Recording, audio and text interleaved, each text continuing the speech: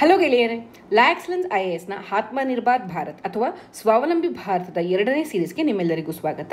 ಈ ದಿನದ ಆರ್ಟಿಕಲ್ಸ್ನಲ್ಲಿ 2ನೇ ಟ್ರೆಂಚಿಯಲ್ಲಿ ಏನು ಅನೌನ್ಸ್ ಮಾಡಿದ್ದಾರೆ ಅಂತ ನೋಡೋಣ. 2ನೇ ಸಂಚಿಕೆಯ ಹೈಲೈಟ್ಸ್ ನೋಡೋಕೆ ಮುಂಚೆ ಮೊದಲನೇ ಟ್ರೆಂಚಲ್ಲಿ ಯಾವ್ಯಾವ ವಿಷಯಗಳನ್ನ ಡಿಸ್ಕಸ್ ಮಾಡಿದ್ವಿ ಒಂದು ಕ್ವಿಕ್ ಗ್ಲಾನ್ಸ್ ಮಾಡೋಣ. ಮೊದಲನೇದಾಗಿ MSME ಸೆಕ್ಟರ್ ಬಗ್ಗೆ ನಾವು ಡಿಸ್ಕಸ್ ಮಾಡಿದ್ವಿ. ಅದರಲ್ಲಿ ಕೊಲಾಟ್ರಲ್ ಫ್ರೀ ಲೋನ್ಸ್ ಅಂದರೆ ಸಾಲ ಪಡಿಬೇಕಂದ್ರೆ ಯಾವುದೇ ರೀತಿಯಾದ ಡಾಕ್ಯುಮೆಂಟ್ಸ್ನ ಅಡ ಇಡುವ ರೀತಿಯಲ್ಲಿ ಇಲ್ಲ ಅಂತ ಹೇಳಿ ಕೊಲಾಟ್ರಲ್ ಫ್ರೀ ಲೋನ್ನ ಕೊಡ್ತಿದ್ದಾರೆ. 3 ಲಕ್ಷ ಕೋಟಿಯಷ್ಟು ಕೊಲಾಟ್ರಲ್ ಫ್ರೀ ಲೋನ್ನ ಕೊಡ್ತಿದ್ದಾರೆ. ಯಾರಿಗೆ ಕೊಡ್ತಾರೆ ಈ ಕೊಲಾಟ್ರಲ್ ಫ್ರೀ ಲೋನ್ ಅಂತ ಹೇಳಿದ್ರೆ, ಮೊದಲನೇದಾಗಿ ಕಂಪ್ನಿಗಳ ಲೋನ್, ಈಗ ಆಲ್ರೆಡಿ ಅವರು 25 ಕೋಟಿಗಿನ ಹೆಚ್ಚಿನ ಲೋನ್ ತೆಗೆದುಕೊಂಡಿದ್ರೆ ಅವಾಗ ಅವ್ರಿಗೆ ಕೊಡ್ತಾರೆ. ಅಥವಾ ಎರಡನೇದಾಗಿ ಕಂಪ್ನಿಗಳ turnover, annual turnover ಅಂತ ಏನು ಕರಿತೀವಿ, ವಾರ್ಷಿಕ ಆದಾಯ ಮತ್ತು ವ್ಯಯ ಇರುತ್ತಲ್ಲ, ಅವ್ರದ್ದು 100 ಕೋಟಿಗಿನ ಜಾಸ್ತಿ ಇರೋರಿಗೆ ಈ ಲಾಭವನ್ನು ಪಡ್ಕೊಳ್ಬೋದು. ಎರಡನೇದಾಗಿ ಸ್ಟ್ರೆಸ್ಡ್ MSMEs. ಸ್ಟ್ರೆಸ್ MSMEs ಅಂದರೆ ಸಾಲ ಪಡೆದುಕೊಂಡು ಮರುಪಾವತಿ ಮಾಡೋಕ್ಕಾಗದ್ರೆ MSMEಗಳು ಪ್ರಾಬ್ಲಮ್ಸ್ಗಳನ್ನು ಫೇಸ್ ಮಾಡ್ತಾರೆ. ಅದ್ರ ಜೊತೆಗೆ ಅವ್ರ ಹತ್ರ NP ಅಂದರೆ ಅವ್ರ ಲೋನ್ ಜಾಸ್ತಿ ಇರೋದ್ರಿಂದ ಹೊಸ ಇನ್ವೆಸ್ಟ್ಮೆಂಟ್ಸ್ ಕೂಡ ಯಾರೂ ಮಾಡ್ತಿಲ್ಲ ಅವರಿಗೆ. ಹೀಗಾಗಿ ಸರ್ಕಾರ 20,000 ಕೋಟಿಯನ್ನು ಈ MSME ಸೆಕ್ಟರ್ಸ್ ಮೇಲೆ ಇನ್ವೆಸ್ಟ್ ಮಾಡೋದಕ್ಕೆ ಮುಂದಾಗಿದೆ. ಮೂರನೇದಾಗಿ ಸರ್ಕಾರ 50,000 ಕೋಟಿಯನ್ನು ಫಂಡ್ಸ್ ಆಫ್ ಫಂಡ್ಸ್ ಅಲ್ಲಿ ಇನ್ವೆಸ್ಟ್ ಮಾಡ್ತಿದ್ದಾರೆ. ನಿಮ್ಗೆಲ್ಲರಿಗೂ ಪ್ರಶ್ನೆ ಬರ್ಬೋದು, ಫಂಡ್ಸ್ ಆಫ್ ಫಂಡ್ಸ್ ಅಂತ ಹೇಳಿದ್ರೆ ಏನು ಅಂತ ಹೇಳ್ಬಿಟ್ಟು. ಫಂಡ್ ಆಫ್ ಫಂಡ್ ಅಂದರೆ ಅದೊಂದು ಇನ್ವೆಸ್ಟ್ಮೆಂಟ್ ಸ್ಟ್ರಾಟಜಿ. ಸಪೋಸ್ ಒಂದು ಎಕ್ಸಾಂಪಲ್ ತಗೊಳ್ಳೋಣ, ನಾವೊಂದು mutual fund company. Mutual fund company ಏನು ಮಾಡುತ್ತೆ, ಬೇರೆ ಬೇರೆ ಇನ್ವೆಸ್ಟರ್ಸಿಂದ ದುಡ್ಡು ತಗೊಳುತ್ತೆ. ಸೊ ಇನ್ವೆಸ್ಟರ್ 1, ಇನ್ವೆಸ್ಟರ್ 2 ಈ ರೀತಿ ಬೇರೆ ಬೇರೆ ಕಂಪ್ನಿಗಳಿಂದ ಇನ್ವೆಸ್ಟರ್ಸಿಂದ ದುಡ್ಡು ತೊಗೊಂಡಿರುತ್ತೆ. ಇವ್ರೇನು ಮಾಡ್ತಾರೆ, ಮ್ಯೂಚುವಲ್ ಫಂಡ್ಸು ಈ ಜನಗಳ ಹತ್ರ ಬಂದಿರುವಂಥ ಇನ್ವೆಸ್ಟ್ಮೆಂಟ್ಸ್ನ ತೆಗೆದುಕೊಂಡು ಹೋಗಿ ಅವರಿಗೆ ಯಾವ ಕಂಪ್ನಿಯಿಂದ ಹೆಚ್ಚಿನ ಪ್ರಾಫಿಟ್ ಅಥವಾ ಹೀಲ್ಡಿಂಗ್ ಬರುತ್ತೆ ಆ ಕಂಪ್ನಿ ಮೇಲೆ ಇನ್ವೆಸ್ಟ್ ಮಾಡ್ತಾರೆ. ಓಕೆ, ಸೊ ಈಗ ಮ್ಯೂಚುವಲ್ ಫಂಡ್ಸ್ ಅವರು ಈ ರೀತಿ ಜನಗಳಿಂದ ಕಲೆಕ್ಟ್ ಮಾಡಿರುವಂಥ ದುಡ್ಡು ಇರುತ್ತೆ. ಬಟ್ ಕೆಲವೊಂದು ಸಲ ಅವರೇ ಡೈರೆಕ್ಟಾಗಿ ಮ್ಯೂಚುವಲ್ ಫಂಡ್ಸ್ ಅವರೇ ಇನ್ವೆಸ್ಟ್ ಮಾಡಿದ್ರು ಅವ್ರಿಗೂ ಲಾಸ್ ಆಗುವಂಥ ಅಥವಾ ರಿಸ್ಕ್ ಫ್ಯಾಕ್ಟರ್ ಜಾಸ್ತಿ ಇರುತ್ತೆ. ಅದಕ್ಕೆ ಮ್ಯೂಚುವಲ್ ಫಂಡ್ಸ್ ಏನು ಮಾಡ್ತಾರೆ, ಇವ್ರ ಥರನೇ ತುಂಬ ಚೆನ್ನಾಗಿ ಹ್ಯಾಂಡಲ್ ಮಾಡುವಂಥ ಇನ್ನೊಂದು ಮ್ಯೂಚುವಲ್ ಫಂಡ್ ಮೇಲೆ ಇನ್ವೆಸ್ಟ್ ಮಾಡ್ತಾರೆ. ಅಂದರೆ ಫ್ರ್ಯಾಂಕ್ಲಿನ್ ಟೆಂಪಲ್ಟನ್ ಕೇಳಿರ್ಬೋದು ನೀವು. ಸೊ ಇವರು ಒಂದು ಮ್ಯೂಚುವಲ್ ಫಂಡ್ ಕಂಪ್ನಿ, ಇನ್ನೊಂದು ಮ್ಯೂಚುವಲ್ ಫಂಡ್, ಇವರು ತುಂಬ ಚೆನ್ನಾಗಿ ರಿಸ್ಕ್ ಹ್ಯಾಂಡಲ್ ಮಾಡಿ ತುಂಬ ಪ್ರಾಫಿಟ್ಸ್ ಇರುವಂಥ ಕಂಪ್ನಿ ಮೇಲೆ ಇನ್ವೆಸ್ಟ್ ಮಾಡೋಕ್ಕೆ ಶುರು ಮಾಡ್ತಾರೆ. ಇದನ್ನೇ ನಾವು ಫಂಡ್ ಆಫ್ ಫಂಡ್ಸ್ ಅಂತ ಕರೆಯೋದು. ಅಡ್ವಾಂಟೇಜ್ ಏನು, ನಾವು ಡೈರೆಕ್ಟಾಗಿ ರಿಸ್ಕ್ ಒಳಗಾಗಲ್ಲ. ಯಾಕಂದರೆ ಈ ಕಂಪ್ನಿಗೆ ಲಾಸ್ ಆಯಿತು ಅಂದ್ಕೊಳ್ಳಿ, ಫಸ್ಟು ಇವರು ದುಡ್ಡನ್ನು ಈ ಕಂಪ್ನಿಗೆ ವಾಪಸ್ ಕೊಟ್ಬಿಡ್ತಾರೆ. ಸೊ ಇವರು ಜನಗಳಿಗೆ ವಾಪಸ್ ಕೊಡ್ಬೋದು. ಸೊ ಈ ಸೈಕ್ಲಿಕಲ್ ಇರೋದ್ರಿಂದ ಈ ರಿಸ್ಕ್ ಫ್ಯಾಕ್ಟರ್ನ ಕಡಿಮೆ ಮಾಡೋದಕ್ಕೋಸ್ಕರ ಫಂಡ್ ಆಫ್ ಫಂಡ್ಸ್ ಅಂತಲೇ ಲಾಂಚ್ ಮಾಡಿದ್ದಾರೆ. ಮುಂದುವರೆದು MSME ಡೆಫಿನೇಷನ್ನ ಬದಲಾವಣೆ ಮಾಡಿದ್ದಾರೆ. ಮುಂಚೆ MSME ಅಂತ ಹೇಳಿದ್ರೆ ಬರೀ ಇನ್ವೆಸ್ಟ್ಮೆಂಟ್ ಕ್ಯಾಟಗರಿ ಮೇಲೆ ಸೆಗ್ರಿಗೇಷನ್ ಮಾಡ್ತಿದ್ರು. ಅದ್ರ ಜೊತೆಗೆ ಅದು ಮ್ಯಾನುಫ್ಯಾಕ್ಚರಿಂಗ್ ಕಂಪ್ನಿನ ಅಥವಾ ಸರ್ವಿಸ್ ಕಂಪ್ನಿನ ಅನ್ನೋದ್ರ ಮೇಲೆ ಕ್ಯಾಟಗರೈಸೇಷನ್ ಮಾಡ್ತಿದ್ರು. ಇವಾಗ ಇವೆರಡನ್ನ ಕ್ಯಾಟಗರೈಸೇಷನ್ನ ತೆಗೆದು ಹಾಕ್ಬಿಟ್ಟು ಈಗ ಇನ್ವೆಸ್ಟ್ಮೆಂಟ್ಸ್ ಮತ್ತು ಆ್ಯನ್ಯುವಲ್ ಟರ್ನ್ ಓವರ್, ಕಂಪ್ನಿಯ ವಾರ್ಷಿಕ ಟರ್ನ್ ಓವರ್ ಏನಿರುತ್ತೆ ಆ ಆ್ಯನ್ಯುವಲ್ ಟರ್ನ್ ಓವರ್ ಮೇಲೆ ಕ್ಲಾಸಿಫಿಕೇಶನ್ ಮಾಡ್ತಿದ್ದಾರೆ. ಸೊ ಹೀಗಾಗಿ ಮುಂಚೆ MSME ಅನ್ನೋ ಮ್ಯಾನುಫ್ಯಾಕ್ಚರಿಂಗ್ ಕಂಪ್ನಿ ಅಥವಾ ಸರ್ವಿಸ್ ಸೆಕ್ಟರ್ ಕಂಪ್ನಿ ಅಂತ ಕರೀತಿದ್ರಲ್ಲ, ಆ ಥರ ಕ್ಲಾಸಿಫಿಕೇಶನ್ ಇಲ್ಲ. ಇವಾಗಿರೋ ಕ್ಲಾಸಿಫಿಕೇಶನ್ ಏನು, ಇನ್ವೆಸ್ಟ್ಮೆಂಟ್ ಮತ್ತು ಆ್ಯನ್ಯುವಲ್ ಟರ್ನ್ ಓವರ್ ಮೇಲೆ. ಮುಂದುವರೆದು ಗ್ಲೋಬಲ್ ಟೆಂಡರ್ಸ್ನ ಬಗ್ಗೆ. ಗ್ಲೋಬಲ್ ಟೆಂಡರ್ಸಲ್ಲಿ ಇವಾಗ ಯಾವುದೇ ಒಂದು ಸರ್ಕಾರ ಆಗಿರ್ಬೋದು, PSUಗಳಾಗಿರ್ಬೋದು, ಅವ್ರು ಯಾವುದೇ ಪ್ರಾಡಕ್ಟ್ಸ್ನ ಬೈ ಮಾಡಬೇಕಂದ್ರೆ ಟೆಂಡರ್ಸ್ನ ಅಪ್ಲೈ ಮಾಡಬೇಕು. ಸೊ ಹೀಗಾಗಿ ಈ ನಮ್ಮ MSMEಗಳ ಜೊತೆ ತುಂಬ ಕಾಂಪೀಟ್ ಮಾಡ್ತಿದ್ದು ಮಲ್ಟಿ ನ್ಯಾಷನಲ್ ಕಂಪ್ನಿಗಳು. ಈ ಮಲ್ಟಿ ನ್ಯಾಷನಲ್ ಕಂಪ್ನಿಗಳು ಲಾರ್ಜ್ ಸ್ಕೇಲ್ ಆಪರೇಷನ್ ಮಾಡೋದ್ರಿಂದ ಇವರಿಗೆ ಕಾಸ್ಟ್ ಆಫ್ ಇನ್ವೆಸ್ಟ್ಮೆಂಟ್ಸ್ ಕಡಿಮೆ ಆಗುತ್ತೆ, ಕಾಸ್ಟ್ ಆಫ್ ಪ್ರೊಡಕ್ಷನ್ ಕೂಡ ಕಡಿಮೆ ಆಗುತ್ತೆ. ಇದರಿಂದ ಇವರು ಲೋ ಕಾಸ್ಟಿಗೆ ಕೊಟ್ಟು MSMEಗಳಿಗೆ ನಷ್ಟ ಆಗ್ತಿತ್ತು. ಸೊ ಈ ನಿಟ್ಟಿನಲ್ಲಿ ಸರ್ಕಾರ ಏನು ಮಾಡಿದೆ, MSMEಗಳಿಗೆ ಮೇಜರ್ ಪುಷ್ ಕೊಡಬೇಕು ಅಂತ ಹೇಳಿ.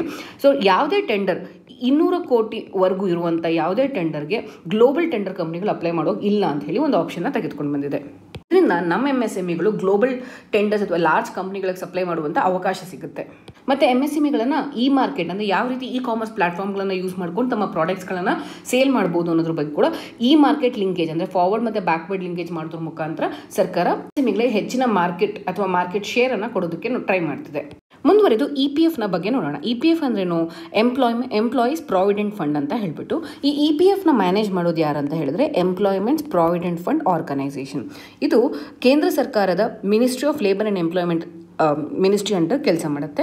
ಇದರ ಮೂಲ ಉದ್ದೇಶ ಏನಂತ ಹೇಳಿದ್ರೆ ಬರುವಂಥ ಎಂಪ್ಲಾಯಿ ಫಂಡ್ಗಳನ್ನು ಮ್ಯಾನೇಜ್ ಮಾಡೋದು ಮತ್ತು ಪೆನ್ಷನ್ಸ್ ಕರೆಕ್ಟಾಗಿ ಇಂಪ್ಲಿಮೆಂಟ್ ಆಗೋ ರೀತಿಯಲ್ಲಿ ನೋಡಿಕೊಳ್ಳುತ್ತೆ. ಆರ್ಗನೈಸ್ ಸೆಕ್ಟರಲ್ಲಿ ವರ್ಕ್ ಮಾಡುವಂಥ ಎಲ್ಲ ಎಂಪ್ಲಾಯೀಸ್ಗಳಿಗೆ ಇದು ಮ್ಯಾಂಡೇಟ್ರಿ ಆಗಿರುತ್ತೆ. ಮತ್ತು ಯಾವ ಎಂಪ್ಲಾಯೀಸ್ಗಳ ಸ್ಯಾಲ್ರಿ 15,000ಕ್ಕಿಂತ ಮೇಲ್ಪಟ್ಟಿರುತ್ತೆ ಅವರೆಲ್ಲರೂ EPFಗೆ ಎಲಿಜಿಬಲ್ ಇರ್ತಾರೆ. ಸೊ ಇದ್ರ ಪ್ರಕಾರ ಎಂಪ್ಲಾಯಿ ಅಂದರೆ ಯಾರು ಸಂಬಳ ಪಡ್ಕೊಳ್ತಿರ್ತಾರಲ್ಲ ಎಂಪ್ಲಾಯಿ, ಅವರು ಕೂಡ 12% ಕಾಂಟ್ರಿಬ್ಯೂಷನ್ ಕೊಡಬೇಕು. ಮತ್ತು ಯಾರು ಕೆಲಸ ಕೊಟ್ಟಿರ್ತಾರಲ್ಲ ಎಂಪ್ಲಾಯರ್ ಅಂತ ಏನು ಕರಿತೀವಿ, ಆ ಎಂಪ್ಲಾಯರ್ ಕೂಡ 12% ಕಾಂಟ್ರಿಬ್ಯೂಷನ್ನ ಕೊಡಬೇಕಾಗತ್ತೆ. ಈ ರೀತಿ ಅವ್ರು ಸೇರಿಸಿದ ದುಡ್ಡನ್ನು 58 ವರ್ಷಗಳ ಆದ ನಂತರ ಅವರಿಗೆ ಪೆನ್ಷನ್ ರೂಪದಲ್ಲಿ ಸಿಗುತ್ತೆ. ಆದರೆ ಇವಾಗ ನೀವು ಪ್ರಾಬ್ಲಮ್ ಗೊತ್ತಾಗಿದೆ, ಯಾಕಂತ ಹೇಳಿದ್ರೆ ಕರೋನಾ ಕೋವಿಡ್-19 ಎಲ್ಲ ಕಂಪ್ನಿಗಳ ಇಂಪ್ಯಾಕ್ಟ್ ಆಗಿದೆ. ಸೊ ಹೀಗಾಗಿ ಎಂಪ್ಲಾಯರಿಗೆ ಸಂಬಳ ಕೊಡೋದೇ ಕಷ್ಟ ಆಗುತ್ತೆ. ಈ ನಿಟ್ಟಿನಲ್ಲಿ ಪ್ರಾವಿಡೆಂಟ್ ಫಂಡ್ಗೆ 12% ಅಮೌಂಟ್ ಡೆಪಾಸಿಟ್ ಮಾಡಬೇಕಾದ್ರೆ ತುಂಬ ಕಷ್ಟ ಆಗುತ್ತೆ. ಸೊ ಇದಕ್ಕೋಸ್ಕರ ಸರ್ಕಾರ ಏನು ಮಾಡಿದೆ ಅಂತ ಹೇಳಿದ್ರೆ ಎಲ್ಲ EPF ಎಸ್ಟಾಬ್ಲಿಷ್ಮೆಂಟ್ಸ್ ಏನಿರುತ್ತೆ ಅವ್ರಿಗೆ ಸಿಗುವಂಥ ರೀತಿಯಲ್ಲಿ 2500 ಕೋಟಿ ರೂಪಾಯಿಯನ್ನು ಇದರಲ್ಲಿ ಇನ್ಫ್ಯೂಸ್ ಮಾಡ್ತಿದೆ. ಮುಂದುವರೆದು NBFC ಅಂದ್ರೇನು, ನಾನ್ ಬ್ಯಾಂಕಿಂಗ್ ಫಿನಾನ್ಷಿಯಲ್ ಕಂಪ್ನಿ. ಈ NBFCಗಳು ಕಂಪ್ನೀಸ್ ಆ್ಯಕ್ಟ್ನ ಅನ್ವಯದಲ್ಲಿ ರಿಜಿಸ್ಟರ್ ಆಗಿರುತ್ತೆ. ಈ NBFCಗಳಿಗೂ ಬ್ಯಾಂಕ್ಗೂ ಮೇಜರ್ ಡಿಫ್ರೆನ್ಸ್ ಏನಂತ ಹೇಳಿದ್ರೆ, ಬ್ಯಾಂಕ್ಗಳು ಚೆಕ್ಗಳನ್ನು ಇಶ್ಯೂ ಮಾಡ್ಬೋದು, ಅದ್ರ ಜೊತೆಗೆ ಬ್ಯಾಂಕ್ಗಳು ಡಿಮ್ಯಾಂಡ್ ಡೆಪಾಸಿಟ್ಗಳನ್ನು ಕೊಡ್ಬೋದು. ಬಟ್ NBFCs ಯಾವುದೇ ಕಾರಣಕ್ಕೂ ಚೆಕ್ ಮತ್ತು ಡಿಮ್ಯಾಂಡ್ ಡೆಪಾಸಿಟ್ಸ್ಗಳನ್ನು ಕೊಡೋದಕ್ಕೆ ಸಾಧ್ಯವಿಲ್ಲ, ಅಥವಾ ಡಿಮ್ಯಾಂಡ್ ಡ್ರಾಫ್ಟ್ ಅಂತ ಏನು ಕರಿತೀವಿ ಅದನ್ನು ಕೊಡೋದಕ್ಕೆ ಸಾಧ್ಯ ಇಲ್ಲ. ಮತ್ತು ಈ NBFCಗಳು RBI ಆ್ಯಕ್ಟ್ ಅನ್ವಯ ಕಂಪ್ನೀಸ್ ಆ್ಯಕ್ಟ್ ಅನ್ವಯದಲ್ಲಿ ಬರುತ್ತೆ. ಮತ್ತು ಇವರು ಬ್ಯಾಂಕ್ಸ್ಗಳಿಗೆ ಲೋನ್ಸ್ಗಳನ್ನು, ಅಡ್ವಾನ್ಸ್ಗಳನ್ನು ಮತ್ತು ಶೇರ್ ಸ್ಟಾಕ್ ಮಾರ್ಕೆಟ್ಗಳೆಲ್ಲ ಇನ್ವೆಸ್ಟ್ಮೆಂಟ್ಸ್ ಮಾಡಬಹುದು. ಆದರೆ ಈಗ NBFCಗಳಲ್ಲಿ ಲಿಕ್ವಿಡಿಟಿ ಕ್ರಂಚ್ ಆಗಿದೆ, ಅಥವಾ ನಾನ್ ಪರ್ಫಾರ್ಮಿಂಗ್ ಅಸೆಟ್ ಜಾಸ್ತಿ ಆಗಿರೋದ್ರಿಂದ NBFCಗಳು ಕೂಡ ಯಾವುದೇ ಕಂಪ್ನಿಗಳಿಗೆ ಲೋನ್ ಕೊಡುವಂಥ ಪರಿಸ್ಥಿತಿಯಲ್ಲಿ ಇಲ್ಲ. ಸೊ ಹೀಗಾಗಿ NBFCಗಳಿಗೆ 30,000 ಕೋಟಿ ದುಡ್ಡನ್ನು ಗೌರ್ಮೆಂಟ್ ಇನ್ಫ್ಯೂಸ್ ಮಾಡ್ತಿದೆ. So once NBFC government infuse ಮಾಡಿದ್ರೆ NBFCಗಳ ಲೋನ್ ಸಂಖ್ಯೆ ಜಾಸ್ತಿ ಆಗುತ್ತೆ. ಇದರಿಂದ ಬೇರೆ ಬೇರೆ MSMEಗಳಾಗಿರ್ಬೋದು, ಬೇರೆ ಬೇರೆ ಸ್ಟಾರ್ಟಪ್ಸ್ಗಳಿಗೆ ಅನುಕೂಲ ಆಗುತ್ತೆ ಅನ್ನೋ ರೀತಿಯಲ್ಲಿ ಗೌರ್ಮೆಂಟ್ NBFCಗಳಿಗೆ ಲಿಕ್ವಿಡಿಟಿ ಇನ್ಫ್ಯೂಸ್ ಮಾಡ್ತಿದೆ. ಮುಂದುವರೆದು ಡಿಸ್ಕಾಮ್ಗಳ ಬಗ್ಗೆ ಹೇಳ್ತೀವಿ. ಡಿಸ್ಕಾಮ್ ಅಂತ ಹೇಳಿದ್ರೇನು, ಡಿಸ್ಕಾಮ್ ಅಂದರೆ ಡಿಸ್ಟ್ರಿಬ್ಯೂಷನ್ ಕಂಪ್ನಿ. ಡಿಸ್ಕಾಮ್ಗಳು ಬೇಸಿಕ್ಲಿ ಪವರ್ ಸೆಕ್ಟರಲ್ಲಿ ತುಂಬ ಜಾಸ್ತಿ ಕಾಣ್ತೀವಿ ನಾವು.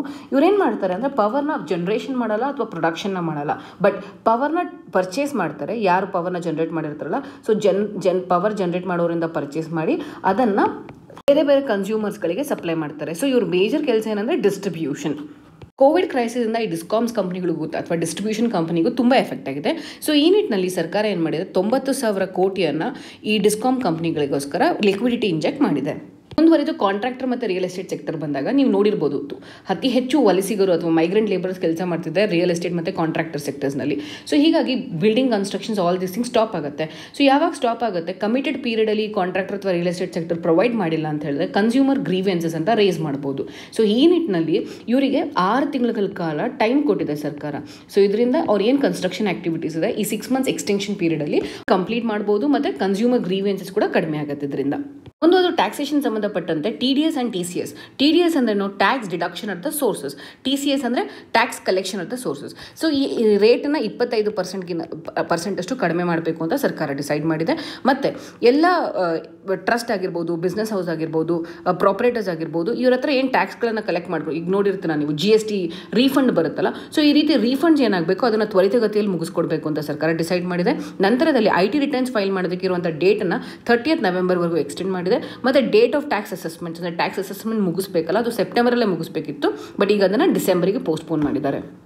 ಎರಡನೇ ಟ್ರೆಂಚಿಯ ಮೇನ್ ಫೋಕಸ್ ಯಾರು ಅಂತ ಹೇಳಿದ್ರೆ ಮೈಗ್ರೆಂಟ್ ವರ್ಕರ್ಸ್, ಸ್ಮಾಲ್ ಟ್ರೇಡರ್ಸ್ ಮತ್ತು ಸೆಲ್ಫ್ ಎಂಪ್ಲಾಯ್ಡ್ ಪೀಪಲ್. ಈ ನಿಟ್ಟಿನಲ್ಲಿ ಸರ್ಕಾರ ಏನೇನು ಕ್ರಮಗಳನ್ನು ಕೈಗೊಂಡಿದೆ, ಮುದ್ರಾ ಲೋನ್ಸ್ ಯಾವ ರೀತಿ ಕೊಡ್ತಿದೆ, ನಬಾರ್ಡ್ ಆಗಿರ್ಬೋದು, KCC ಆಗಿರ್ಬೋದು, RIDF ಯಾವ ರೀತಿ ಕೆಲಸಗಳನ್ನು ಮಾಡ್ತಿದೆ ಅಂತ ಹೇಳಿ ಈ ವಿಡಿಯೋದಲ್ಲಿ ನೋಡೋಣ. ಮೊದಲನೇದಾಗಿ ಮೈಗ್ರೆಂಟ್ ವರ್ಕರ್ಸ್ಗೆ ಸಂಬಂಧಪಟ್ಟಂತೆ 2 ತಿಂಗಳ ಕಾಲ ಅವ್ರಿಗೆ ಬೇಕಾಗಿರುವಂಥ ಆಹಾರ ದವಸ ಧಾನ್ಯಗಳನ್ನು ಫ್ರೀಯಾಗಿ ಕೊಡ್ತಿದ್ದಾರೆ. ನಂತರದಲ್ಲಿ 5 kg ರೈಸ್ ಅಥವಾ ವೀಟ್ ಒಂದು ಫ್ಯಾಮಿಲಿಗೆ, ಮತ್ತು 1 kg ಚೆನ್ನ ದಾಲ್ನ ನಾನ್ ಕಾರ್ಡ್ ಹೋಲ್ಡರ್ಸ್ ಅಂದರೆ ಯಾವುದೇ ರೀತಿಯಾದ BPL ಕಾರ್ಡ್ ಇಲ್ಲದೇ ಇರೋವಂಥವ್ರಿಗೆ 5 kg ರೈಸ್ ಮತ್ತು ವೀಟ್ ಒಂದು ಫ್ಯಾಮಿಲಿಗೆ, ಮತ್ತು 1 kg ಚೆನ್ನಾಗಿ ಕೊಡ್ತಿದ್ದಾರೆ. ಮತ್ತು ನಿಮಗೆಲ್ಲರಿಗೂ ಗೊತ್ತಿರೋ ರೀತಿಯಲ್ಲಿ PDSನ ಅವರವರ ಜಿಲ್ಲೆಗಳಲ್ಲಿ ಅಥವಾ ಅವರವರ ಸ್ಥಾನಗಳಲ್ಲಿ ಪಡ್ಕೋಬೇಕಾಗತ್ತೆ. ಬಟ್ ಇವಾಗ ಅವರಿಗೆ 1 ನೇಷನ್ 1 ರೇಷನ್ ಅನ್ನೋ ಕಾರ್ಡ್ ಸಿಸ್ಟಮ್ ಮುಖಾಂತರ ಅವ್ರು ಎಲ್ಲೇ ಇದ್ದರೂ PDS ಮುಖಾಂತರ ರೇಷನ್ಗಳನ್ನು ಪಡ್ಕೊಳ್ಬೋದು.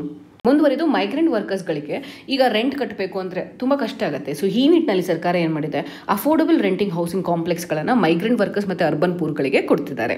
ಇದರಿಂದ ಅವ್ರಿಗೆ ಯಾವುದೇ ರೀತಿಯಾದ ತೊಂದರೆ ಇಲ್ಲದೆ ಮನೆಗಳಲ್ಲಿ ವಾಸ್ತವ್ಯವನ್ನು ಮಾಡಬಹುದು. ಇವು ಮೈಗ್ರೆಂಟ್ಸ್ಗಳಿಗೆ ಸಂಬಂಧಪಟ್ಟಂತೆ ಸೆಂಟ್ರಲ್ ಗೌರ್ಮೆಂಟ್ ತೆಗೆದುಕೊಂಡಿರುವಂತಹ ಕ್ರಮಗಳು. ಮುಂದುವರೆದು ಸ್ಟ್ರೀಟ್ ವೆಂಡರ್ಸ್. ಸೊ ಯಾರು ಹಣ್ಣು ತರಕಾರಿಗಳನ್ನು ಮಾರ್ತಿರ್ತಾರೆ ಅವರಿಗೀಗ ಲೋನ್ ತೆಗೆದುಕೊಳ್ಳೋಕೆ ಕಷ್ಟ ಆಗುತ್ತೆ, ಮತ್ತು ಅವರಿಗೆ ಲಾಸ್ ಆಗಿದೆ ತುಂಬ. ಸೊ ಈ ನಿಟ್ಟಿನಲ್ಲಿ ಸರ್ಕಾರ ಏನು ಮಾಡಿದೆ, 5,000 ಕೋಟಿಯ ಸ್ಪೆಷಲ್ ಕ್ರೆಡಿಟ್ ಫೆಸಿಲಿಟಿನ ಸ್ಟ್ರೀಟ್ ವೆಂಡರ್ಸ್ಗಳಿಗೆ ಕೊಡ್ತಿದೆ. ಮುಂದುವರೆದು ಮುದ್ರಾ ಶಿಶು ಲೋನ್ ಯಾರು ತೆಗೆದುಕೊಂಡಿರ್ತಾರೆ ಮತ್ತು ಯಾರು ಕರೆಕ್ಟಾಗಿ ಸಾಲನ ಮರುಪಾವತಿ ಮಾಡ್ತಿರ್ತಾರೆ ಅಂಥವರಿಗೆ ಇಂಟ್ರೆಸ್ಟ್ ಫ್ರೀ ಅಂದರೆ ಇಂಟ್ರೆಸ್ಟ್ ಸಬ್ವೆನ್ಷನ್ ಸಪೋರ್ಟ್ ಕೊಡ್ತಿದೆ. ಅಂದರೆ ಮುಂಚೆ 8% ಇಂಟ್ರೆಸ್ಟ್ ರೇಟ್ ಇತ್ತು ಅಂತ ಅಂದ್ಕೊಳ್ಳಿ, ಅವ್ರು ಪ್ರಾಂಪ್ಟಾಗಿ ಲೋನ್ ಪೇ ಮಾಡ್ತಾರೆ, ಅವರಿಗೆ 2% ಕನ್ಸೆಷನ್ ಕೊಡ್ತಿದೆ. ಅಂದರೆ ಅವರು 6% ಇಂಟ್ರೆಸ್ಟ್ ರೇಟನ್ನು ಕಟ್ಟಬೇಕಾಗತ್ತೆ. ಸೊ ಹೀಗಾಗಿ ನಿಮ್ಮ ತಲೆಯಲ್ಲಿ ಬರ್ಬೋದು ಮುದ್ರಾ ಅಂದ್ರೇನು, ಮುದ್ರಾದಲ್ಲಿ ಶಿಶು ಲೋನ್ ಅಂದ್ರೇನು ಅಂತ. ಸೊ ಮೊದಲನೇದಾಗಿ ಮುದ್ರಾ ಅಂದ್ರೇನು ಅಂತ ನೋಡೋಣ. ಮೊದಲನೇದಾಗಿ ಕೇಂದ್ರ ಸರ್ಕಾರ 2015ನೇ ಇಸ್ವಿಯಲ್ಲಿ ಪ್ರಧಾನಮಂತ್ರಿ ಮುದ್ರಾ ಯೋಜನಾ ಅಂತ ಲಾಂಚ್ ಮಾಡುತ್ತೆ. ಸೊ ಈ ಯೋಜನೆಯಲ್ಲಿ ಮೈಕ್ರೋ ಮತ್ತು ಸ್ಮಾಲ್ ಬಿಸ್ನೆಸ್ ಕಂಪ್ನಿಗಳಿಗೆ ಲೋನ್ಗಳನ್ನು ಕೊಡ್ತಾರೆ. ಸೊ ಯಾವ್ಯಾವ ಕಂಪ್ನಿಯಲ್ಲಿ ಸೆಕ್ಟರಲ್ಲಿ ವರ್ಕ್ ಮಾಡ್ತಾರೆ ಅವ್ರಿಗೆ ಟ್ರೇಡಿಂಗ್, ಮ್ಯಾನುಫ್ಯಾಕ್ಚರಿಂಗ್, ಸರ್ವಿಸ್ ಸೆಕ್ಟರ್ ಮತ್ತು ಅಗ್ರಿಕಲ್ಚರ್ಗೆ ಸಂಬಂಧಪಟ್ಟಂಥ ಪಿಸಿಕಲ್ಚರ್ ಆಗಿರ್ಬೋದು, ಪೌಲ್ಟ್ರಿ ಫಾರ್ಮಿಂಗ್ ಆಗಿರ್ಬೋದು, ಬೀ ಕೀಪಿಂಗ್ ಅಂದರೆ ವ್ಯಾಲ್ಯೂ ಎಡಿಷನ್ ಸರ್ವಿಸ್ ಅಂತ ಏನು ಕರಿತೀವಿ ಅಗ್ರಿಕಲ್ಚರ್ನಲ್ಲಿ, ಆ ಸರ್ವಿಸ್ಗಳಿಗೆ ಇವರು ಲೋನ್ಸ್ಗಳನ್ನು ಕೊಡ್ತಾರೆ. ಇಲ್ಲಿಂದ ಯಾರು ಸಾಲ ತೆಗೆದುಕೊಳ್ಬೋದು ಅಂತ ಹೇಳಿದ್ರೆ ಇಂಡಿವಿಜುವಲ್ಸ್ ಆಗಿರ್ಬೋದು, ಪ್ರೊಪ್ರೈಟರಿ ಕಂಪ್ನಿಗಳಾಗಿರ್ಬೋದು, ಪಾರ್ಟ್ನರ್ಶಿಪ್ ಫರ್ಮ್ ಆಗಿರ್ಬೋದು, ಪ್ರೈವೇಟ್ ಲಿಮಿಟೆಡ್ ಕಂಪ್ನಿ ಮತ್ತು ಎನಿ ಲೀಗಲ್ ಎಂಟಿಟಿ ಇದರಿಂದ ಸಾಲಗಳನ್ನು ಪಡ್ಕೊಳ್ಬೋದು. ಸೊ ಜ್ಞಾಪಕ ಇಟ್ಕೊಳ್ಳಿ, ಪ್ರಧಾನಮಂತ್ರಿ ಮುದ್ರಾ ಯೋಜನೆಯನ್ನು 2015ನೇ ಇಸ್ವಿಯಲ್ಲಿ ಸಣ್ಣ ಅಥವಾ ಮೈಕ್ರೋ ಸ್ಮಾಲ್ ಬಿಸ್ನೆಸ್ ಕಂಪ್ನಿಗಳಿಗೋಸ್ಕರ ಲಾಂಚ್ ಮಾಡ್ತಾರೆ. ಸೊ ಇವು ಯಾವುದೇ ವೆರೈಟಿ ಆಫ್ ಆಕ್ಟಿವಿಟೀಸ್ ಮೇಲೆ ಇನ್ವಾಲ್ವ್ ಆಗಿದ್ರು ಕೂಡ ಅವರಿಗೆ ಲೋನ್ಸ್ಗಳನ್ನು ಕೊಡ್ತಾರೆ. ಮುಂದುವರೆದು ಪ್ರಧಾನಮಂತ್ರಿ ಮುದ್ರಾ ಯೋಜನೆಗೆ ದುಡ್ಡು ಎಲ್ಲಿಂದ ಬರುತ್ತೆ ಅಥವಾ ಸೋರ್ಸ್ ಆಫ್ ಇನ್ಕಮ್ ಯಾವುದು ಅಂತ ಕೇಳ್ಬೋದು. ಸೊ ಅಲ್ಲಿ ನಿಮಗೆ ಸೋರ್ಸ್ ಆಫ್ ಇನ್ಕಮ್ ಬಂದು ಬ್ಯಾಂಕ್ಸ್, ಮೈಕ್ರೋ ಫಿನಾನ್ಸ್ ಇನ್ಸ್ಟಿಟ್ಯೂಷನ್ ಮತ್ತು NBFC. ಸೊ ಇವು ಮೂರು ಸಹಯೋಗದೊಂದಿಗೆ ಇನ್ವೆಸ್ಟ್ಮೆಂಟ್ಸ್ ಮಾಡ್ತಾರೆ ಮುದ್ರಾದಲ್ಲಿ. ಸೊ ಅದರಿಂದ ಲೋನನ್ನು ಕೊಡ್ಬೋದು. ಯಾವ್ಯಾವ ರೀತಿಯ ಲೋನ್ಸ್ಗಳನ್ನು ಕೊಡ್ತಾರೆ ಅಂದರೆ ನೇಚರ್ ಆಫ್ ಅಸಿಸ್ಟೆನ್ಸ್ ಯಾವುದು ಅಂತ ಹೇಳಿದ್ರೆ ಟರ್ಮ್ ಲೋನ್ ಅಂದರೆ ಇಷ್ಟು ವರ್ಷಗಳ ಕಾಲ ಅಂತ ಕೊಡ್ಬೋದು, ಓವರ್ ಡ್ರಾಫ್ಟ್ ಲಿಮಿಟ್ ಅಂದರೆ ಲಿಕ್ವಿಡಿಟಿ ಇಲ್ಲದಿರುವಂಥ ಸಮಯದಲ್ಲಿ ತೆಗೆದುಕೊಳ್ಬೋದು, ಅಥವಾ ವರ್ಕಿಂಗ್ ಕ್ಯಾಪಿಟಲ್ ಕೂಡ ಪಡ್ಕೊಳ್ಬೋದು, ಮತ್ತು ಲೋನ್ ಕ್ಯಾಪಿಟಲ್ ಅಸೆಟ್ ಯಾವುದಾದ್ರು ಮನೆ ಅಥವಾ ಯಾವುದಾದ್ರು ವಸ್ತುಗಳನ್ನು ಪ್ರಾಪರ್ಟಿಗಳನ್ನು ಬೈ ಮಾಡಬೇಕಂತ ಹೇಳಿದಾಗ ಅಸೆಟ್ ಲೋನ್ ಅಂತ ತೆಗೆದುಕೊಳ್ಬೋದು. ಮುಂದುವರೆದು ಮುದ್ರಾ 3 ಕ್ಯಾಟಗರಿ ಆಫ್ ಲೋನ್ನ ಕೊಡುತ್ತೆ. ಮೊದಲನೇದಾಗಿ ಶಿಶು, ಎರಡನೇದಾಗಿ ಕಿಶೋರ್, ಮೂರನೇದು ತರುಣ್. ಸೊ ಶಿಶು ಅಂತ ಹೇಳಿದ್ರೆ 50,000ವರೆಗೂ ಲೋನ್ ಕೊಡ್ತಾರೆ. ಕಿಶೋರ್ ಅಂದರೆ 50,000ದಿಂದ 5 ಲಕ್ಷದವರೆಗೂ ಕೊಡ್ತಾರೆ. ಆ್ಯಂಡ್ ತರುಣ್ ಅಂತ ಹೇಳಿದ್ರೆ 5 ಲಕ್ಷದಿಂದ 10 ಲಕ್ಷದವರೆಗೂ ಕೊಡ್ತಾರೆ. ಅಂದರೆ ಈ ಲೋನ್ಸ್ಗಳನ್ನು ಒಂದು ವ್ಯಕ್ತಿಯ ಬೆಳವಣಿಗೆಗೆ ಹೋಲಿಸಿದ್ದಾರೆ. ಶಿಶು ಅಂದರೆ ಮಗುವಾಗಿದ್ದಾಗ ಕಡಿಮೆ ಲೋನ್ ಕೊಡ್ತಾರೆ. ನಂತರದಲ್ಲಿ ಕಿಶೋರ್ ಅಂದರೆ ಅಡೋಲಸೆಂಟಿಗೆ ಬಂದಾಗ ಬೇರೆ ರೀತಿಯಾದ ಲೋನ್ಸ್ಗಳನ್ನು ಕೊಡ್ತಾರೆ. ತರುಣಿಗೆ ಬಂದಾಗ ಅಂದರೆ ತರುಣ ವಯಸ್ಸಿಗೆ ಬಂದಾಗ ಇನ್ನೊಂದು ರೀತಿಯಾದ ಲೋನ್ಸ್ಗಳನ್ನು ಕೊಡ್ತಾರೆ. ಸೊ ಮ್ಯಾಕ್ಸಿಮಮ್ ಲೋನ್ ಎಷ್ಟು ಕೊಡ್ಬೋದು? ಇವರು 10 ಲಕ್ಷ ಮಾತ್ರ ಕೊಡೋಕ್ಕೆ ಸಾಧ್ಯವಿದೆ. ಮತ್ತು ಯಾವುದೇ ರೀತಿಯಾದ ಕೊಲ್ಯಾಟ್ರಲ್ ಅವಶ್ಯಕತೆ ಇಲ್ಲ.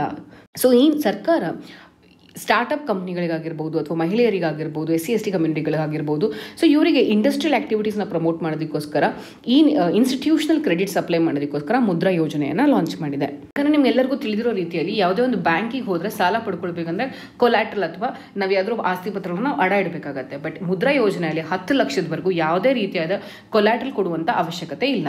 ಮತ್ತು ಅವ್ರ ಇಂಟ್ರೆಸ್ಟ್ ರೇಟ್ಸು ಕೂಡ ತುಂಬ ಕಡಿಮೆ ಇಂಟ್ರೆಸ್ಟ್ ರೇಟ್ಸ್ಗಳನ್ನು ಚಾರ್ಜ್ ಮಾಡ್ತಾರೆ. ಮತ್ತು ಪ್ರೊಸೆಸಿಂಗ್ ಫೀಸ್ ತುಂಬ ಕಡಿಮೆ ಇರುತ್ತೆ. ಮತ್ತು ಯಾವುದೇ ರೀತಿಯಾದ ಹರಾಸ್ಮೆಂಟ್ಸ್ ಅಂದರೆ ದುಡ್ಡು ಕಟ್ಟದೇ ಇರುವಾಗ ಯಾವುದೇ ರೀತಿಯಾದ ಹರಾಸ್ಮೆಂಟ್ಗಳನ್ನು ಮಾಡೋದಿಲ್ಲ. ಸೊ ರೀಪೇಮೆಂಟ್ ಪಾಲಿಸಿಗಳು ತುಂಬ ಕ್ಲಿಯರ್ ಕಟ್ ಆಗಿದೆ. ಸೊ ಇದೇ ಮುದ್ರಾ ಯೋಜನೆಯ ಅಡ್ವಾಂಟೇಜ್. ಸೊ ಈ ನಿಟ್ಟಿನಲ್ಲಿ ಸರ್ಕಾರ ಏನು ಮಾಡಿದೆ, ಯಾರು ಈ ಶಿಶು ಲೋನ್ ತೆಗೆದುಕೊಂಡಿರ್ತಾರೆ ಅಂದರೆ 50,000ಕ್ಕಿಂತ ಕಡಿಮೆ ಲೋನು, ಸೊ ಪ್ರಾಂಪ್ಟಾಗಿ ರೀಪೇಮೆಂಟ್ ಮಾಡಿರೋರಿಗೆ 2% ಇಂಟ್ರೆಸ್ಟ್ ರೇಟ್ನ ಕಡಿಮೆ ಮಾಡ್ತಿದೆ. ಮುಂದುವರಿದು national bank of agriculture and rural development. So NABARD ಅಂದರೆ ಏನು ಅಂತ ನೋಡೋಣ. ಸೊ ನಬಾರ್ಡನ್ನು 1981ರ national bank for agriculture and rural development ಆ್ಯಕ್ಟ್ನ ಅನ್ವಯದಲ್ಲಿ ಜಾರಿಗೆ ತೆಗೆದುಕೊಂಡು ಬರ್ತಾರೆ. ಅಂದರೆ 1982ರಲ್ಲಿ ಜಾರಿಗೆ ಬರುತ್ತೆ. ಇದೊಂದು ಸ್ಟ್ಯಾಚ್ಯುಟರಿ ಬಾಡಿ ಅಂತ ಕರಿತೀವಿ, ಯಾಕಂದರೆ ಇದು ಆ್ಯಕ್ಟ್ ಪಾಸ್ ಮಾಡುವ ಮುಖಾಂತರ ಲಾಂಚ್ ಆಗಿದ್ದು. ಇದರ ಮೂಲ ಉದ್ದೇಶ ಏನಂತ ಹೇಳಿದ್ರೆ ಇದು ಡೆವಲಪ್ಮೆಂಟ್ ಬ್ಯಾಂಕ್ ಆಗಿ ಆ್ಯಕ್ಟ್ ಆಗುತ್ತೆ ಅಂತ ಹೇಳಿದ್ರೆ ಅಗ್ರಿಕಲ್ಚರ್ ಮತ್ತು ರೂರಲ್ ಡೆವಲಪ್ಮೆಂಟಿಗೆ ಸಂಬಂಧಪಟ್ಟಂಥ ಎಲ್ಲ ಡೆವಲಪ್ಮೆಂಟಲ್ ಆಕ್ಟಿವಿಟೀಸ್ನಲ್ಲಿ ನಬಾರ್ಡ್ನ ಪಾರ್ಟಿಸಿಪೇಷನ್ ತುಂಬ ಆಕ್ಟಿವ್ ಆಗಿರುತ್ತೆ. ನಂತರದಲ್ಲಿ ನಬಾರ್ಡ್ ಮೂಲ ಉದ್ದೇಶ ಏನಂತ ಹೇಳಿದ್ರೆ ಫೈನಾನ್ಷಿಯಲ್ ಇನ್ಕ್ಲೂಷನ್ ತೆಗೆದುಕೊಂಡು ಬರೋದು. ಅಂದರೆ ಲೋನ್ಸ್ಗಳನ್ನು ತೆಗೆದುಕೊಳ್ಳೋದಾಗಿರ್ಬೋದು ಅಥವಾ ಸೇವಿಂಗ್ಸ್ಗಳನ್ನು ಯಾವ ರೀತಿ ಮಾಡಬೇಕು, ಯಾವ ರೀತಿ ಫೈನಾನ್ಷಿಯಲ್ ಸೆಕ್ಯೂರಿಟೀಸ್ ಅಥವಾ ಮಾರ್ಕೆಟ್ ಬಗ್ಗೆ ಇನ್ಫಾರ್ಮೇಷನ್ ಕೊಡೋದಾಗಿರ್ಬೋದು. ಅಂದರೆ ಎಲ್ಲ ಫೈನಾನ್ಷಿಯಲ್ ರಿಲೇಟೆಡ್ ಇನ್ಫಾರ್ಮೇಷನ್ಸ್ಗಳನ್ನು ಪ್ರತಿಯೊಬ್ಬರಿಗೂ ತಲುಪಬೇಕು ಅನ್ನೋದೇ ನಬಾರ್ಡ್ನ ಉದ್ದೇಶ. ಸೊ ಈ ನಿಟ್ಟಿನಲ್ಲಿ ಸ್ಮಾಲ್ ಇಂಡಸ್ಟ್ರೀಸ್ ಆಗಿರ್ಬೋದು, ಕಾಟೇಜ್ ಇಂಡಸ್ಟ್ರಿ ಮತ್ತು ರೂರಲ್ ಏರಿಯಾಸ್ ಪ್ರಾಜೆಕ್ಟ್ ಡೆವಲಪ್ಮೆಂಟ್ ಇಂಡಸ್ಟ್ರೀಸ್ಗಳಿಗೆ ಇವರು ಫೈನಾನ್ಸ್ಗಳನ್ನು ಸಪೋರ್ಟ್ ಮಾಡ್ತಾರೆ. ಮುಂತರದಲ್ಲಿ ತುಂಬ ಪ್ರಮುಖ ಫಂಕ್ಷನ್ ನಬಾರ್ಡ್ ಏನು ಅಂತ ಹೇಳಿದ್ರೆ ರೀಫೈನಾನ್ಸಿಂಗ್ ಸಪೋರ್ಟ್ ಅಂತ ಹೇಳಿದ್ರೆ, ಈಗ ಫಾರ್ ಎಕ್ಸಾಂಪಲ್ ಇಲ್ಲಿ ನೋಡ್ಬೋದು ನೀವು, ನಬಾರ್ಡು ಕೋಆಪರೇಟಿವ್ ಬ್ಯಾಂಕ್ಸ್ ಮತ್ತು RRBಗಳ ಸೂಪರ್ವೈಸರ್ ಮಾಡ್ತಾರೆ. RRB ಅಂದ್ರೇನು? ರೀಜನಲ್ ರೂರಲ್ ಬ್ಯಾಂಕ್ಸ್ ಅಂತ ಹೇಳಿ. ಸೊ ಇವೆರಡರ ಸೂಪರ್ವಿಷನ್ ನಬಾರ್ಡ್ ನೋಡ್ಕೊಳ್ಳುತ್ತೆ. ಸೊ ಏನು ಮಾಡ್ತಾರೆ, ಯಾವಾಗಲೂ ಲೋನ್ಸ್ಗಳನ್ನು ಈ ಕೋಆಪರೇಟಿವ್ ಬ್ಯಾಂಕ್ಸ್ಗಳು ಅಥವಾ ರೀಜನಲ್ ರೂರಲ್ ಬ್ಯಾಂಕ್ಸ್ಗಳು ಲೋನ್ಗಳನ್ನು ಅಗ್ರಿಕಲ್ಚರ್ಗಳಿಗೆ ಕೊಡ್ತಾರೆ ಅಥವಾ ಇಂಡಸ್ಟ್ರಿಗಳಿಗೆ ಕೊಡ್ತಾರೆ. ಆದರೆ ಈ ಕೋಆಪರೇಟಿವ್ ಬ್ಯಾಂಕ್ಸ್ ಆಗಿರ್ಬೋದು, ರೀಜನಲ್ ರೂರಲ್ ಬ್ಯಾಂಕ್ಸ್ ಹತ್ರ ಹೆಚ್ಚಿನ ಕಂಪ್ನಿಗಳಿಗೆ ಹೆಚ್ಚಿನ ಇನ್ವೆಸ್ಟ್ಮೆಂಟ್ಸ್ ಮಾಡೋದಕ್ಕೆ ಅವಕಾಶಗಳಿರಲ್ಲ. ಸೊ ಹೀಗಾಗಿ ಇವ್ರು ಕೊಟ್ಟಿರೋ ಲೋನನ್ನು ನಬಾರ್ಡ್ ಅವರು ರೀಫೈನಾನ್ಸ್ ಮಾಡ್ತಾರೆ. ಅಂದರೆ ನಬಾರ್ಡ್ ಅವರು ಇವ್ರು ಡೊನೇಟ್ ಮಾಡಿರುವಂಥ ಅಮೌಂಟ್ಗಳನ್ನು ರೀಫೈನಾನ್ಸ್ ಮಾಡ್ತಾರೆ. ಸೊ ಆ ಅಮೌಂಟ್ ತಿರ್ಗಾ ಇವ್ರಿಗೆ ಬರುತ್ತೆ. ಸೊ ಇವರು ತಿರ್ಗಾ ಫ್ರೆಶ್ ಲೋನ್ಸ್ಗಳನ್ನು ಇಶ್ಯೂ ಮಾಡ್ತಾ ಹೋಗ್ತಾರೆ. ಸೊ ಹೀಗಾಗಿ ನಬಾರ್ಡ್ನ ರೀಫೈನಾನ್ಸಿಂಗ್ ಏಜೆನ್ಸಿ ಅಂತ ಕರಿತೀವಿ ನಾವು. ನಿಮ್ಗೆಲ್ಲರಿಗೂ ಗೊತ್ತಿರೋ ರೀತಿಯಲ್ಲೇ ಫಾರ್ಮರ್ಸ್ಗಳಿಗೆ COVID-19 ಇಂಪ್ಯಾಕ್ಟ್ ಆದ ಕಾರಣ ಅವ್ರಿಗೆ ಕ್ರಾಪ್ಗಳಿಗೆ ಒಳ್ಳೆ ಬೆಳೆ ಬರಲಿಲ್ಲ. ಸೊ ಈಗ ಕ್ರಾಪ್ ಲಾಸ್ ಆಗಿದ ತಕ್ಷಣ ಏನಾಗುತ್ತೆ, ಫಾರ್ಮರ್ಸ್ಗಳು ಅವ್ರು ತೆಗೆದುಕೊಂಡಿರುವಂಥ ಲೋನ್ನ ತೀರ್ಸೋಕ್ಕಾಗಲ್ಲ. ಅವ್ರು ಲೋನ್ ತೀರಿಸದೇ ಇದ್ದಾಗ ಕೋಆಪರೇಟಿವ್ ಬ್ಯಾಂಕ್ಸ್ ಆಗಿರ್ಬೋದು ಅಥವಾ ರೀಜನಲ್ ರೂರಲ್ ಬ್ಯಾಂಕ್ಸ್ ಯಾರು ಅವರಿಗೆ ಸಾಲ ಕೊಟ್ಟಿರ್ತಾರೆ ಇವರು ಲಾಸ್ ಆಗ್ತಾರೆ. ಸೊ ಇವ್ರು ಲಾಸ್ ಆದಮೇಲೆ ಇನ್ನೂ ಹೆಚ್ಚಿನ ಇನ್ವೆಸ್ಟ್ಮೆಂಟ್ಸ್ ಕೊಡೋದಕ್ಕಾಗಲ್ಲ. ಸೊ ತಿರ್ಗಾ ಕ್ರಾಪ್ ಲೋನ್ಗಳನ್ನು ಕೊಡೋಕ್ಕಾಗಲ್ಲ. ಸೊ ಈ ನಿಟ್ಟಿನಲ್ಲಿ ಏನು ಮಾಡಿದೆ, ನಬಾರ್ಡ್ ಇವರಿಗೆ 30,000 ಕೋಟಿ ಹೆಚ್ಚಿನ ಅನುದಾನವನ್ನು ಕೊಡ್ತಿದ್ದಾರೆ. ಇದರಿಂದ ಕೋಆಪರೇಟಿವ್ ಬ್ಯಾಂಕ್ ಮತ್ತು ರೀಜನಲ್ ರೂರಲ್ ಬ್ಯಾಂಕ್ಸ್ ಹೆಚ್ಚಿನ ಲೋನ್ಗಳನ್ನು ಕೊಡ್ಬೋದು. ಇದರಿಂದ ಆಟೋಮೆಟಿಕ್ಲಿ ಫಾರ್ಮರ್ಸ್ಗೆ ಒಂಥರ ಕಾನ್ಫಿಡೆನ್ಸ್ ಬರುತ್ತೆ, ಕ್ರೆಡಿಟ್ ಸಿಗುತ್ತೆ. ಆ ಕ್ರೆಡಿಟಿಂದ ಅವರು ಇನ್ವೆಸ್ಟ್ಮೆಂಟ್ಸ್ ಮಾಡಿ ಮತ್ತೆ ಹೆಚ್ಚಿನ ಕ್ರಾಪ್ಸ್ಗಳನ್ನು ಬೆಳಿಬೋದು. ಮುಂದುವರೆದು ಸರ್ಕಾರ ಫಾರ್ಮರ್ಸಿಗೆ ಸಂಬಂಧಪಟ್ಟಂತೆ ಅಥವಾ ರೈತರಿಗೆ ಸಂಬಂಧಪಟ್ಟಂತೆ ಸ್ಪೆಷಲ್ ಕನ್ಸೆಷನ್ ಡ್ರೈವ್ ಒಂದನ್ನು ಶುರು ಮಾಡ್ತಿದೆ. ಅಂದರೆ ಪ್ರಧಾನಮಂತ್ರಿ ಕಿಸಾನ್ ಬೆನಿಫಿಷರೀಸ್ ಯಾರಿದ್ದಾರೆ ಅವರಿಗೆ ಕಿಸಾನ್ ಕ್ರೆಡಿಟ್ ಕಾರ್ಡ್ನ ಮುಖಾಂತರ ಹೆಚ್ಚಿನ ಅನುದಾನವನ್ನು ಕೊಡಬೇಕಂತ ಸರ್ಕಾರ ಡಿಸೈಡ್ ಮಾಡಿದೆ. ಸೊ ಮೊದಲನೇದಾಗಿ ಪ್ರಧಾನಮಂತ್ರಿ ಕಿಸಾನ್ ಅಂದ್ರೇನು, ಕಿಸಾನ್ ಕ್ರೆಡಿಟ್ ಕಾರ್ಡ್ ಅಂದ್ರೇನು ಅಂತ ನೋಡೋಣ. ಪ್ರಧಾನಮಂತ್ರಿ ಕಿಸಾನ್ ಅಂತ ಹೇಳಿದ್ರೆ ಪ್ರಧಾನಮಂತ್ರಿ ಕಿಸಾನ್ ಸಮ್ಮಾನ್ ನಿಧಿ ಅಂತ ಹೇಳಿಬಿಟ್ಟು ಇದು ಸೆಂಟ್ರಲ್ ಸೆಕ್ಟರ್ ಸ್ಕೀಮ್ ಅಂತ ಕರಿತೀವಿ. 100% ಫಂಡಿಂಗ್ ಏನಿದೆ ಇದು ಕೇಂದ್ರ ಸರ್ಕಾರದಿಂದನೇ ಬರ್ತಿದೆ. ಇದನ್ನು ಇಂಪ್ಲಿಮೆಂಟ್ ಮಾಡ್ತಿರೋದು ಮಿನಿಸ್ಟ್ರಿ ಆಫ್ ಅಗ್ರಿಕಲ್ಚರ್ ಮತ್ತು ಫಾರ್ಮರ್ ವೆಲ್ಫೇರ್ ಅವರು. ಸೊ ಈ ಸ್ಕೀಮ್ನ ಅನ್ವಯದಲ್ಲಿ ಪ್ರತಿ ವರ್ಷ 6,000 ರೂಪಾಯಿನ ಸರ್ಕಾರ ಫಾರ್ಮರ್ಸ್ಗಳಿಗೆ ಕೊಡುತ್ತೆ. ಈ 6,000 ರೂಪಾಯಿನ 3 ಇನ್ಸ್ಟಾಲ್ಮೆಂಟ್ಸಲ್ಲಿ ಕೊಡುತ್ತೆ. ಯಾರಿಗೆ ಕೊಡುತ್ತೆ ಅಂತ ಹೇಳಿದ್ರೆ ಎಲ್ಲ ಲ್ಯಾಂಡ್ ಹೋಲ್ಡಿಂಗ್ ಫಾರ್ಮರ್ಸ್ಗಳಿಗೆ ಕೊಡುತ್ತೆ. ಸೊ ಇದರಿಂದ ಸ್ಮಾಲ್ ಮತ್ತು ಮಾರ್ಜಿನಲ್ ಫಾರ್ಮರ್ಸ್ ಯಾರಿರ್ತಾರೆ ಅವರಿಗೆ ಫೈನಾನ್ಷಿಯಲ್ ನೀಡ್ಸ್ ಅಂದರೆ ಅವ್ರಿಗೆ ಬೇಕಾಗಿರುವಂಥ ಇನ್ಪುಟ್ಸ್ ಬಿತ್ತನೆ ಬೀಜಗಳಾಗಿರ್ಬೋದು ಅಥವಾ ಫರ್ಟಿಲೈಸರ್ಸ್ ಆಗಿರ್ಬೋದು ಅಥವಾ ಬೇಕಾಗಿರುವಂಥ ಅಗತ್ಯ ವಸ್ತುಗಳನ್ನು ತೆಗೆದುಕೊಳ್ಬೋದು. ಮುಂದುವರೆದು ಕಿಸಾನ್ ಕ್ರೆಡಿಟ್ ಕಾರ್ಡ್ ಅನ್ನೋ ಸ್ಕೀಮನ್ನು 1998ನಲ್ಲಿ ಕೇಂದ್ರ ಸರ್ಕಾರ ಲಾಂಚ್ ಮಾಡುತ್ತೆ. ಈ ಸ್ಕೀಮ್ನ ಅನ್ವಯದಲ್ಲಿ ಸೊ ಯಾವುದೇ ಒಂದು ಫಾರ್ಮರ್ ತನಗೆ ಬೇಕಾಗಿರುವಂಥ ಪ್ರೀ ಹಾರ್ವೆಸ್ಟ್ ಅಂತ ಹೇಳಿದ್ರೆ ಇನ್ಪುಟ್ಸ್ಗಳು, ಅಗ್ರಿಕಲ್ಚರ್ ಇನ್ಪುಟ್ಸ್ ಏನು ಕರಿತೀವಿ, ಸೀಡ್ಸು, ಫರ್ಟಿಲೈಸರ್ಸ್ ಇವೆಲ್ಲವನ್ನು ತೆಗೆದುಕೊಳ್ಳೋದಕ್ಕೋಸ್ಕರ ಲೋನ್ ಸಿಗುತ್ತೆ. ನಂತರದಲ್ಲಿ ಹಾರ್ವೆಸ್ಟ್ ಟೈಮಲ್ಲಿ ಬೇಕಾಗಿರುವಂಥ ಹರ್ಬಿಸೈಡ್ಸ್ ಆಗಿರ್ಬೋದು, ಬೇರೆ ಬೇರೆ ಪೆಸ್ಟಿಸೈಡ್ಸ್ ಇರುತ್ತಲ್ಲ ಅವೆಲ್ಲ ತೆಗೆದುಕೊಳ್ಬೋದು. ನಂತರದಲ್ಲಿ ಪೋಸ್ಟ್ ಹಾರ್ವೆಸ್ಟ್ ಅಂದರೆ ಮಾರುಕಟ್ಟೆಗೆ ಸೇರಿಸುವಂಥ ಸಮಯದಲ್ಲಿ ಬೇಕಾಗಿರುವಂಥ ರಿಕ್ವೈರ್ಮೆಂಟ್ಸ್ ಇವೆಲ್ಲವನ್ನು ಅವರು ಪಡ್ಕೊಳ್ಳೋದಕ್ಕೋಸ್ಕರ ಅಥವಾ ಅವ್ರಿಗೆ ಬೇಕಾಗಿರೋದನ್ನು ಅವರು ಕೊಡ್ಕೊಳ್ಳೋದಕ್ಕೋಸ್ಕರ ಕಿಸಾನ್ ಕ್ರೆಡಿಟ್ ಕಾರ್ಡನ್ನು ಕೊಟ್ಟಿದೆ. ಸೊ ಇದರಿಂದ ಏನಾಗುತ್ತೆ ಅಂದರೆ ಫಾರ್ಮರ್ಸಿಗೆ ಬೇಕಾಗಿರುವಂಥ ಅಡಿಕ್ವೇಟ್ ಮತ್ತು ಟೈಮ್ಲಿ ಅವನಿಗೆ ಬೇಕಾಗಿರುವಂಥ ಸಮಯದಲ್ಲಿ ಬೇಕಾಗಿರುವಷ್ಟು ಅಮೌಂಟ್ ಅವರಿಗೆ ಪಡ್ಕೊಳ್ಬೋದು. ಸೊ ಈಗ ಕೇಂದ್ರ ಸರ್ಕಾರ ಏನು ಮಾಡಿದೆ ಅಂತ ಹೇಳಿದ್ರೆ ಪ್ರಧಾನಮಂತ್ರಿ ಕಿಸಾನ್ ಯೋಜನಾ ಮುಖಾಂತರ ಏನು ಅಮೌಂಟ್ ಕೊಡ್ತಿದ್ರು ಅದನ್ನು ಕಿಸಾನ್ ಕ್ರೆಡಿಟ್ ಕಾರ್ಡಿಂದ ಅಡ್ವಾನ್ಸ್ ಆಗಿ ತೆಗೆದುಕೊಳ್ಬೋದು. ಮುಂದುವರೆದು ಕಂಪಾ ಫಂಡ್ನ ಬಗ್ಗೆ ನೋಡೋಣ. ಕಂಪಾ ಅಂತ ಹೇಳಿದ್ರೆ compensatory afforestation fund management and planning authority ಅಂತ ಹೇಳಿಬಿಟ್ಟು ಕೇಂದ್ರ ಸರ್ಕಾರ 2016ನೇ ಇಸ್ವಿಯಲ್ಲಿ CAF ಆ್ಯಕ್ಟ್ನ ಪಾಸ್ ಮಾಡ್ತು ಮತ್ತು 2018ನೇ ಇಸ್ವಿಯಲ್ಲಿ ನೋಟಿಫಿಕೇಶನ್ ಮಾಡಿ ಇದನ್ನು ಎಸ್ಟಾಬ್ಲಿಷ್ ಮಾಡ್ತು. ಸೊ ಇದರಲ್ಲಿ ಏನು ಮಾಡ್ತಾರೆ ಅಂದರೆ ಮೊದಲನೇದಾಗಿ ನೀವು ಅರ್ಥ ಮಾಡ್ಕೊಳ್ಬೇಕಾಗಿರೋದು ಕಾಂಪೆನ್ಸೇಟರಿ ಅಫಾರೆಸ್ಟೇಷನ್ ಅಂದರೆ ಏನು ಅನ್ನೋದನ್ನು ಅರ್ಥ ಮಾಡ್ಕೊಳ್ಬೇಕು. ಪ್ರತಿ ಸಲನೂ ಒಂದು ಫಾರೆಸ್ಟ್ ಲ್ಯಾಂಡ್ ಏನಿರುತ್ತೆ ಆ ಫಾರೆಸ್ಟ್ ಲ್ಯಾಂಡ ನಾನ್ ಫಾರೆಸ್ಟ್ ಆ್ಯಕ್ಟಿವಿಟೀಸ್ಗಳಿಗೆ ಅಂದರೆ ನಾನ್ ಫಾರೆಸ್ಟ್ ಆ್ಯಕ್ಟಿವಿಟೀಸ್ ಅಂದರೆ ಯಾವುದಾಗಿರ್ಬೋದು, ಮೈನಿಂಗ್ ಆಗಿರ್ಬೋದು, ಇಂಡಸ್ಟ್ರಿಗಳನ್ನು ಎಸ್ಟಾಬ್ಲಿಷ್ ಮಾಡೋದಕ್ಕಾಗಿರ್ಬೋದು, ಈ ಥರ ಫಾರೆಸ್ಟ್ ಲ್ಯಾಂಡ್ನ ನಾನ್ ಫಾರೆಸ್ಟ್ ಆ್ಯಕ್ಟಿವಿಟೀಸ್ಗೆ ಡೈವರ್ಟ್ ಮಾಡಿದಾಗ ಯಾವ ಕಂಪ್ನಿ ಅದನ್ನು ಡೈವರ್ಟ್ ಮಾಡಿರ್ತಾರೆ ಅವರು ಈ ಫಾರೆಸ್ಟ್ ಲ್ಯಾಂಡಿಗೆ ಈಕ್ವಲೆಂಟ್ ಆಗಿರುವಂಥ ಬೇರೆ ಪ್ರದೇಶದಲ್ಲಿ ಅಥವಾ ಬೇರೆ ಲ್ಯಾಂಡಲ್ಲಿ ಇದೇ ರೀತಿಯಾದ ಫಾರೆಸ್ಟ್ ಲ್ಯಾಂಡ್ನ ಎಸ್ಟಾಬ್ಲಿಷ್ ಮಾಡೋದಕ್ಕೆ ಟ್ರೈ ಮಾಡಬೇಕು. ಅಥವಾ ಅವ್ರಿಗೆ ಇದಕ್ಕೆ ಮಾಡೋಕ್ಕಾಗಲಿಲ್ಲ ಅಂತ ಹೇಳಿದ್ರೆ ಇದಕ್ಕೆ ಈಕ್ವಲೆಂಟ್ ಅಮೌಂಟ್ ಏನಿರುತ್ತೆ ಫಂಡನ್ನು ಇವರು ಡೆಪಾಸಿಟ್ ಮಾಡಬೇಕು. ಈ ರೀತಿ ಬರುವಂಥ ಫಂಡನ್ನು ನಾವು ಕಂಪಾದಲ್ಲಿ ಸೇವ್ ಮಾಡ್ಕೊಳ್ತಾ ಹೋಗ್ತೀವಿ. ಸೊ ಈ ಕಂಪಾದಲ್ಲಿ ಸೇವ್ ಮಾಡಿರೋ ಅಮೌಂಟ್ನ ನಂತರದಲ್ಲಿ ನಾವು ನ್ಯಾಚುರಲ್ ರೀಜನರೇಷನ್ ಆಗಿರ್ಬೋದು, ಫಾರೆಸ್ಟ್ ಮ್ಯಾನೇಜ್ಮೆಂಟ್ ಆಗಿರ್ಬೋದು ಅಥವಾ ವೈಲ್ಡ್ ಲೈಫ್ ಮ್ಯಾನೇಜ್ಮೆಂಟ್ ಪರ್ಪಸ್ಗಳಿಗೆ, ರೀಜನರೇಷನ್ಗಳಿಗೆ ಈ ರೀತಿ ಬೇರೆ ಬೇರೆ ಆ್ಯಕ್ಟಿವಿಟೀಸ್ಗಳಿಗೆ ಕಂಪಾನ ಯುಟಿಲೈಸ್ ಮಾಡ್ಕೊಳ್ತಾ ಮತ್ತೆ ಫಾರೆಸ್ಟ್ ರಿಜ್ಯುವಿನೇಷನಿಗೆ ನಾವು ಟ್ರೈ ಮಾಡ್ಬೋದು. ಇದೇ ಕಂಪಾ ಫಂಡ್. ಈಗ ಕೇಂದ್ರ ಸರ್ಕಾರ ಈ ಕಂಪಾ ಫಂಡಿಂದ 6,000 ಕೋಟಿ ದುಡ್ಡನ್ನು ಅಫಾರೆಸ್ಟೇಷನ್ ಆ್ಯಕ್ಟಿವಿಟೀಸ್ಗಳಿಗೆ ಯುಟಿಲೈಸ್ ಮಾಡ್ಕೊಳ್ಬೇಕು ಅಂತ ಹೇಳಿದೆ. ಯಾಕಂತ ಹೇಳಿದ್ರೆ ನಿಮ್ಮೆಲ್ಲರಿಗೂ ಗೊತ್ತಿರೋ ರೀತಿಯಲ್ಲಿ ಮೈಗ್ರೆಂಟ್ ಲೇಬರರ್ಸ್ ಏನಿದ್ರು ಅಥವಾ ವಲಸಿಗರು ಏನಿದ್ರು ಇವರಿಗೆಲ್ಲರೂ ಕೆಲಸ ಇಲ್ಲ. ಈಗ ಅವ್ರು ಮತ್ತೆ ಅವ್ರ ಊರುಗಳಿಗೆ ಹೋಗಿದ್ದಾರೆ. ಆ ನಿಟ್ಟಿನಲ್ಲಿ ಅಲ್ಲಿ ಊರಲ್ಲಿರೋರಿಗೆ ಹೆಂಗಾದರೂ ಮಾಡಿ ಎಂಪ್ಲಾಯ್ಮೆಂಟ್ ಕೊಡಬೇಕು. ಒಂದು opportunity Mahatma Gandhi national rural employment act ಅನ್ವಯದಲ್ಲಿ ನಾವು ಅವರಿಗೆ ಎಂಪ್ಲಾಯ್ಮೆಂಟ್ ಆಪರ್ಚುನಿಟಿ ಕೊಡ್ತಿದ್ದೀವಿ. ಇನ್ನೊಂದು ಎಂಪ್ಲಾಯ್ಮೆಂಟ್ ಆಪರ್ಚುನಿಟಿ ಏನಾಗಿರ್ಬೋದು, ಫಾರೆಸ್ಟ್ಗಳಿಗೆ ರಿಜ್ಯುವಿನೇಷನ್ ಮಾಡೋದಕ್ಕೆ ಯೂಸ್ ಮಾಡ್ಬೋದು. ಅಲ್ಲಿ ಸರ್ಕಾರ ಹೆಚ್ಚಿನ ಜಾಬ್ ಆಪರ್ಚುನಿಟೀಸ್ಗಳನ್ನು ಕ್ರಿಯೇಟ್ ಮಾಡೋಕ್ಕೆ ಟ್ರೈ ಮಾಡ್ತಿದೆ. ಇದು ಕೇಂದ್ರ ಸರ್ಕಾರ ರೂರಲ್ ಇನ್ಫ್ರಾಸ್ಟ್ರಕ್ಚರ್ ಡೆವಲಪ್ಮೆಂಟ್ ಫಂಡ್ ಅಂದರೆ ಈ ಫಂಡನ್ನು ನಬಾರ್ಡ್ ಹ್ಯಾಂಡಲ್ ಮಾಡ್ತಿದೆ. ಈ ಫಂಡ್ ಮುಖಾಂತರ ರೂರಲ್ ಇನ್ಫ್ರಾಸ್ಟ್ರಕ್ಚರ್ನ ಡೆವಲಪ್ ಮಾಡೋದಕ್ಕೋಸ್ಕರ 4,200 crores ಸ್ಪೆಂಡ್ ಮಾಡ್ತಿದೆ. ಇಷ್ಟೇ ಅಲ್ಲದೆ ಕೇಂದ್ರ ಸರ್ಕಾರ ಲೇಬರ್ ಕೋಡ್ಸ್ನ ಬಗ್ಗೆ ಕೂಡ ಹೆಚ್ಚಿನ ಮಾರುಕಟ್ಟೆಗಳನ್ನು ಮಾಡಿದೆ. ಬಟ್ ಈ ಲೇಬರ್ ಕೋಡ್ ನಮಗೆ ತುಂಬ ಇಂಪಾರ್ಟೆಂಟು. ಯಾಕಂತ ಹೇಳಿದ್ರೆ ಪ್ರಿಲಿಮ್ಸಲ್ಲಿ ಆಗಿರ್ಬೋದು, ಮೇನ್ಸಲ್ಲಿ ಆಗಿರ್ಬೋದು, ಈಗ ಲೇಬರ್ ಲಾಸ್ ಇಂದ ಲೇಬರ್ ಕೋಡ್ ಆಗಿ ಮಾರ್ಪಾಟ್ ಆಗ್ತಿರೋದ್ರಿಂದ ಇದ್ರ ಬಗ್ಗೆ ತುಂಬ ಇಂಪಾರ್ಟೆಂಟ್ ಆಗಿ ನೋಡ್ಕೊಳ್ಬೇಕಾಗತ್ತೆ.